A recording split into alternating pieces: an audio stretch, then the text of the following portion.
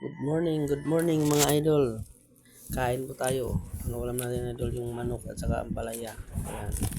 Yan, masarap yun idol. Pag sinamahan ng pagmamahal ang ating ampalaya. Ayan. Ang pasarap ng kain yan mga idol. At hindi mapait yan mga idol. Nakain natin ng ampalaya na yan. Yan, masarap yan mga idol. Pasarap ng kain. Lalo-lalo ng mga idol. Pag wala kang ulam, yan na lang. Pwede pa yan mga idol. Murang-mura. 21 pesos lang ang isa. Saan ka pa?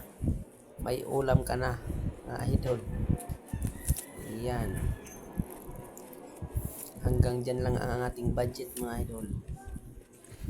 Hanggang dyan lang ang kaya ng ating budget araw-araw. 21 pesos lang ang isa. Yan, solve na. Yan, mga idol. Yan, salamat mga idol.